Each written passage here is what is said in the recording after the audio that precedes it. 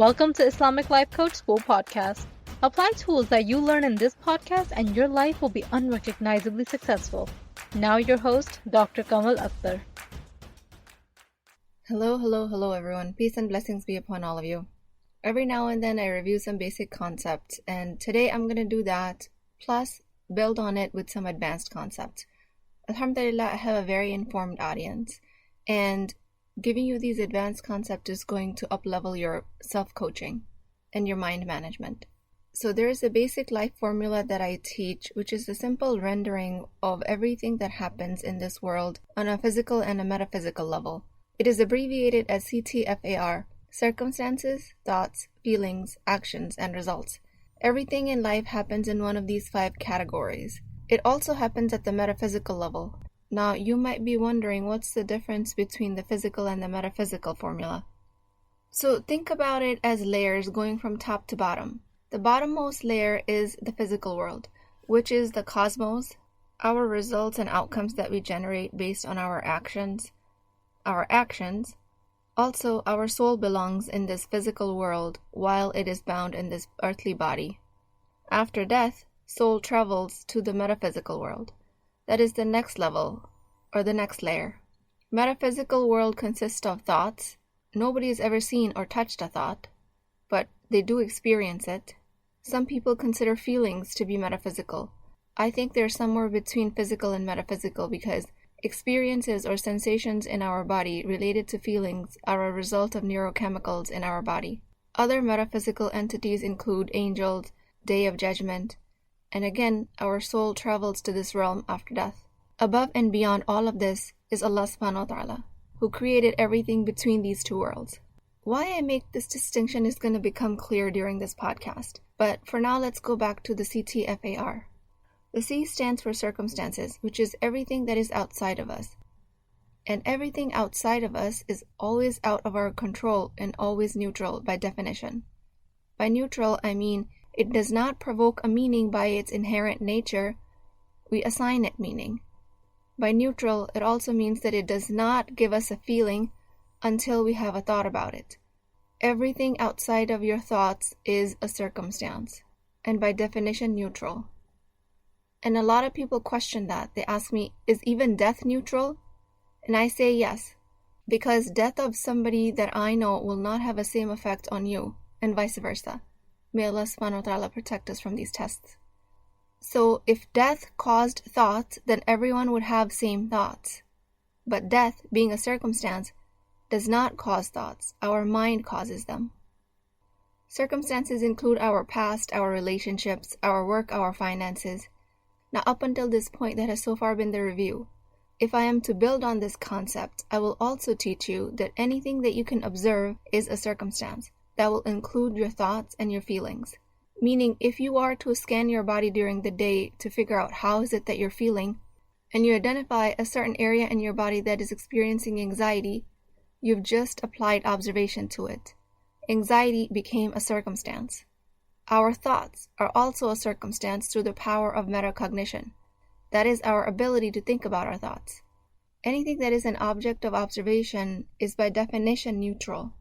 Meaning, we can make it mean whatever we want. Most of the time, we are assigning meanings to these neutral objects through default pathways of our brain, which are our primal self pathways, the animalistic self. The up-leveling game here is to assign meaning with a higher, more conscious pathway. That brings me to talk about the conscious and the subconscious mind. So, human beings carry 2 different types of brain. In general, the left and the right brain. The left brain is more logical, the right brain is more creative. Neither one of these themselves constitute as a higher or the lower brain. So for example, our primal brain would consist of the limbic system, or animalistic brain. That in itself technically is not a lower brain, because if thoughts originating from the limbic system served us in the moment, then technically they were for a higher purpose. Then in that moment, our limbic system served as the higher brain. But that seldom happens. That only belongs in moments when fight and flight reactions are necessary, like saving your life, like if you're being mugged and you have to run. So the amygdala in itself is not the lower brain. If it gives you a result that helps your goal of staying alive, then technically it functioned as a higher brain, or the more soulful brain, because in that moment that's what you needed. So the higher brain isn't one structure. The higher brain is the origin of thoughts that gave you the results you wanted to reach your goal.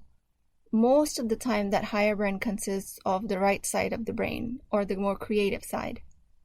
Sometimes it consists of the logical brain, or the left side. So think of higher and lower brain on a vertical axis, higher brain being at the top and lower brain being at the bottom. Now moving on to the difference between conscious and subconscious thoughts. Our conscious thoughts are intentional, meaningful sentences that we tell ourselves before we set out to do something. These are sentences that we're aware of. Most of our mind consists of subconscious thoughts. Think of conscious and subconscious on a horizontal axis, conscious being on the right side and subconscious being on the left.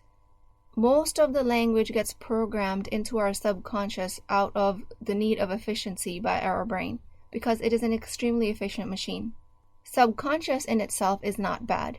Subconscious in itself does not comprise the primal brain, but more default primal thoughts get programmed into the subconscious if we are not careful. So our job is to bring them into consciousness, reprogram them, and then program them back into subconscious. I hope this is making sense, because this is a very important difference. When it comes to thoughts in the CTFAR formula, this model also gives us room to interpret thoughts in many other ways, including thoughts being our whole nervous system, meaning this is the antenna that we perceive the world with. This includes the nervous system that is in our gut. This also includes the nervous system that is in our heart. And these are more recent discoveries, as put forward by polyvagal theory and other theories like that. When you have a gut feeling, but you can't really put into language what it is that your body is trying to say, the nervous system of your gut trying to tell you something. Those types of thoughts can also be brought into consciousness with some practice. And they're also always part of our T-line, or our thoughts.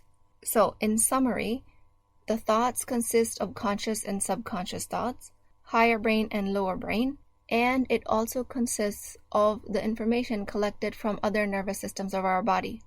Because all of those create an internal experience or internal environment, which are our feelings, which is the next line in the formula. So, when it comes to our feelings, these are neurochemicals that are experienced as sensations in our body. All emotions carry sensations. Not all sensations carry emotions. If you are observing and investigating an emotion, you're basically putting it in the circumstance line and figuring out what it is that you're making it mean. Most of us are usually in judgment of our anxiety, which never lets us process it, which makes us box it in, and in turn it becomes bigger and bigger. So it becomes very important for us to introspect and investigate to see how we're feeling, the science of muraqabah in Islam. That way, after we figure out what we're feeling, we can give it language.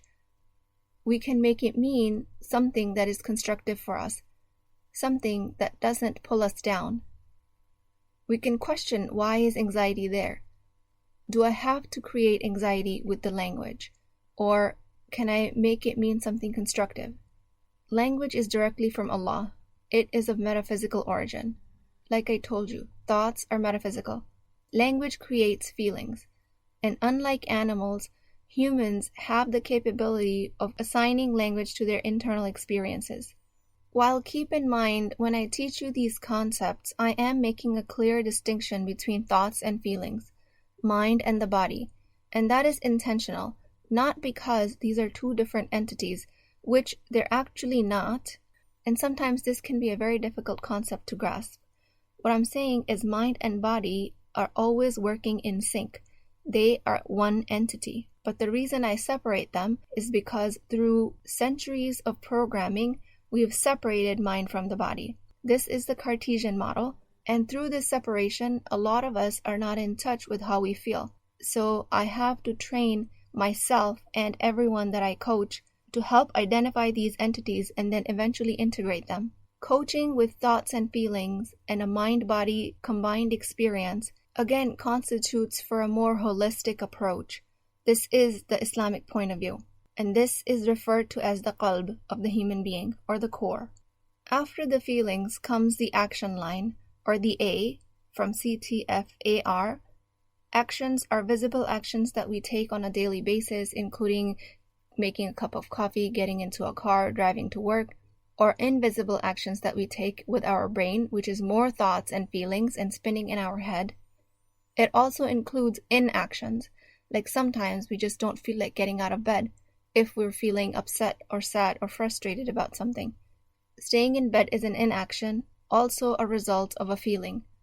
Our feelings fuel all of our actions, including our inactions, depending on what energy our feeling is providing us in that moment. And the most beautiful part of this whole paradigm is that our feelings are in our control through our thoughts. Therefore, our actions are in our control, which means our results, which is the last line of this formula, CTFAR, R for results, our results are also in our control. Your results will always prove your thoughts.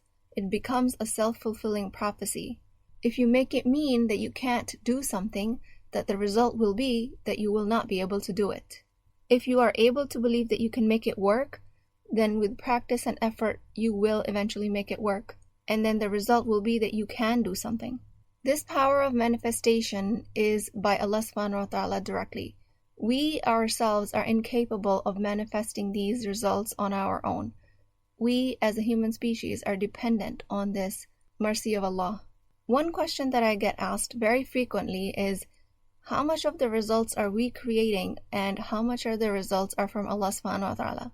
And the answer depends on what is your energy behind your actions.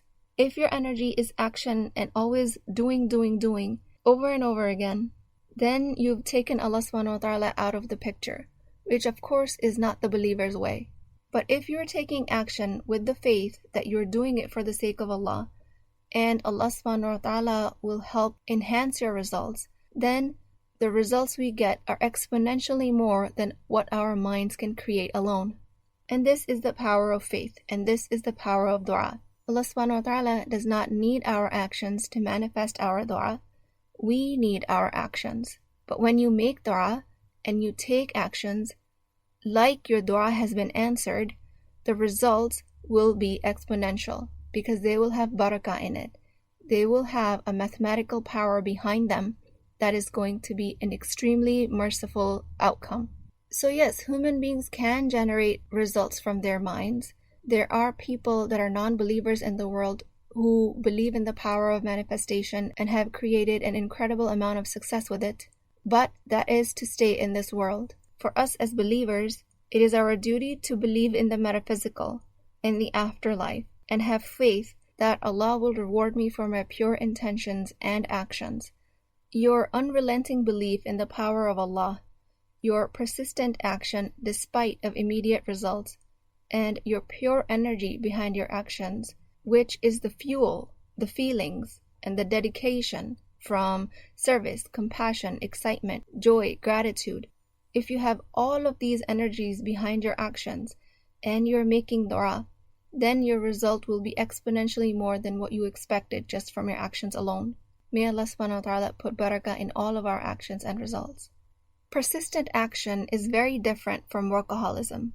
When your identity is tied to your work and your results, you have left barakah behind. You're going to feel burned out. But with faith, you know that it doesn't matter what the results are. All you have to do is continue to believe and take persistent actions without stress, without overwhelm. Then the result become metaphysical, something that is out of your wildest imagination, something that is directly from Allah. So the clients will always ask me, am I doing too much? If you're asking that question, chances are that you are in hustle energy. All you have to do is to take persistent action with positive open emotions that you can create from your thoughts. And those thoughts can be, these actions are for the sake of Allah. The result is going to be from Allah. I have complete tawakkul or belief in Allah's power. Then another objection I frequently face is, that isn't rizq written for everyone? Nobody can earn more or less than what's written for them. And again, this question drives me insane, because how do you know what is written for you? How do you know the dollar amount that is written for you? You actually don't. You don't know if you have $1 million written in your rizq. The difference lies with what you are assuming. What are your thoughts? Are you bringing your limiting beliefs and calling it your rizq that Allah wrote for you? This depends on your conviction behind your goal. Because we say we're 100% committed to our goals, but we are actually applying limitations of our mind in our thoughts and actions, and saying that my rizq is written for me. What will happen will happen. Most of the time, these limiting beliefs are society's opinions that we've internalized for ourselves. So again, how much work do we put in? Do we keep doing work? And it depends on how big your goal is, how committed you are to obtaining that result. A lack of immediate result does not mean that it wasn't written for you. Where do we draw the line of quitting and assuming that this is what was written for me versus keep taking action, saying that this is a faith-building exercise? Allah subhanahu wa ta'ala is building my character through testing me. And answer that question is again a balancing act. How do you feel when you are working? Are you hustling? Are you losing sight of the big picture? Are you losing sight of the highest level of intention that this is for Allah? In which case, the outcome won't really matter. Whatever the outcome is, it is then up to you to make it mean what you want. You can make it mean that this was all it was written for me in my rizq and really be quitting and calling it qadr. Or you can make it mean that I can go as long as Allah subhanahu wa ta'ala needs me to go, while not sacrificing your faith and your spirituality and your religious obligations. Check in with your intentions and your body's experience of what it's feeling. If the intention is that this is purely for Allah, then why the stress? There'd be no need to stop working. You just continue to take action, continue to believe, continue to make dua until you have the result with a capital R, the result of the metaphysical origin, the result with barakah, something more than what you expected, and you will know your dua is answered.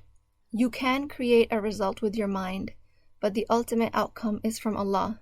Sometimes what helps me is imagining that there are two models happening side to side in my life.